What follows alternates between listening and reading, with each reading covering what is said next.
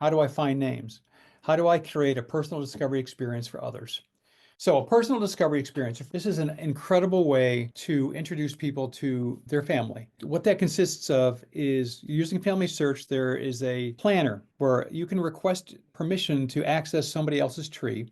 Then you can take the time before you meet with somebody, go into that tree and find some place where maybe they haven't looked yet for help. Some people say, I just don't know where to go. So this gives you a chance to look in their tree and say, okay, what can I do to help them essentially catch the spirit of Elijah and see how they can help their family. So when it comes to meeting with them, you can just sit down with them and kind of guide them to where you've already been so they can discover these things themselves. Every time you do this, it's going to be an amazing spiritual experience. So, and the other thing is you'll often find a lot of people will say, mine is all done, right? That's probably the most common reason. So we just wanted to share some slides with you of a personal discovery experience that we're working on. One of our stake presidents, Michael Snow, has given me permission to share his tree for part of our training. And the reason I wanted to use his tree particularly is that he is a multi-generation member of the church. And you'll see as we look at his first 6-generation tree, every name is filled in. So when you go onto FamilySearch, if you look at the fan chart, it always opens in this family line where it's color coded in the 4 sections of the family. And that's a great way to get a good look at your tree. But what we recommend you do is actually go to the very bottom one and go to where it shows ordinances. And if you click on that, it will bring up the screen. So you see the color coding is gone and it tells you on the left-hand side, if there's anything green, there's temporal work can be taken. If there's anything blue, it's in progress. And if there's anything yellow, you can't request it. And that can be simple reasons, which we'll talk about as we go through these slides. But you'll see again on President Snow's, his 6th, there are no colors at all. That means every single person in those 6 generations is completely done. So we then recommend that if you go out to the 5th generation, those are all his 2nd great-grandparents. There are 16 of them. And this is always a really good starting point. We're going to look at each one of these and see if we could see, by looking at this, going out to every 2nd great-grandparent. So we're going to show you 16 screens. Hover your mouse over Erastus Snow. This little miniature fan chart pops up. Click on that. It takes you to his fan chart, starting with him as the center person. And that is then going out 6 more generations, and it will go out as far as 7th great-grandparents, which is going really far. You're back in the 1600s, and you'll see on this line, it's almost all done.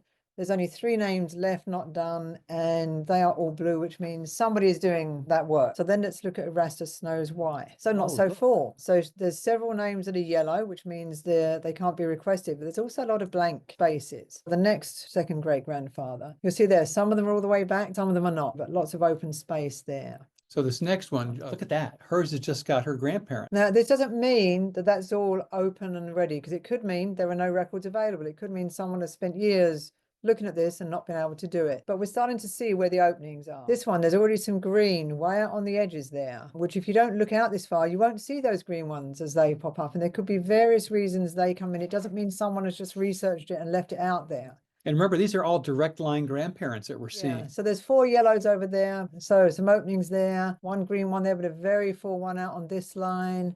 Couple of blues, another very full line. Okay, this one's got some openings that, you know, definitely give us some spot for research, especially if there's a green one. There's probably some openings there. Okay, now some of these yellow ones, you see over on the right-hand side, there's 2 names that are yellow, but they've got dates on them. The reason they are probably yellow is FamilySearch did a really interesting thing back in 2014 when it was adding all the data from the very old way we used to do it to the FamilySearch option. Even though now we are required to standardize places, that wasn't in effect in 2014. So a lot of these yellow things are because what FamilySearch input themselves in 2014 wasn't standardized. And that means you can't do it until you just go in and make sure it's a standardized place. Even though it may have all the correct words in, it's not being clicked on the standardized button. A very similar one, a couple of greens in there. So this one, so you see a little hand came pointing to Anne Lewin to look at all your information. And I looked at this one and I just saw some things here and I just felt there's something here that's blocking this line. And I gave it a lot of thought and did probably no more than 2 hours of looking at records. I would always recommend doing it prayerfully. And this is where I'm going to work with President Snow, because what has happened with a lot of these older families, and those of you who have been doing this for a long time will remember there was a time when we were allowed to do everything with estimated dates and estimated places. And when we did that, if somebody estimated from me. I was born in 1960. So if you estimated from me, well, then her parents must have been married in about 1959. And nobody knows that I have a sister who's 12 years older than me. Suddenly you're over 10 years inaccurate in your estimation. And that's what happened with a lot of these old records. So pick something you're familiar with. So I'm very comfortable with English research. And obviously a lot of these lines are from England, but find an area where you're comfortable. There's lots of American families too, just wherever your research is comfortable as a consultant. I have been able to now share with President Snow, and I will walk him through it so he finds them, to find her actual marriage, which is then corrected by a certain amount of years, which then changes her date of birth, and then find her actual birth, which then finds the next generation of grandparents and other brothers and sisters. So that's the kind of line that we're looking at. It could be any one of these. But you mentioned you prayerfully considered it. And that's really the key when doing anything like this, is always start with a prayer. Yeah. And ask for guidance, and you will receive it, guaranteed. And I think there's only a couple more after that. But yeah, so a couple of green ones here, which we'll point out they're ready for him to take. And then it gets right towards the end and his tree is very full again. So you just see that actually takes you back to 7th great grandparents, and they're almost all in the 1600s. But with FamilySearch having digitized so many records that were not available 10 years ago are available now. And it has changed the world of research, and it has changed the world of being able to find our families. So with that, just some fun facts. On 7th great grandparents, which is where we went to, there are 512 7th great grandparents. On the 8th great grandparents, there are 1,024. Of your 9th great grandparents, there are 2,048.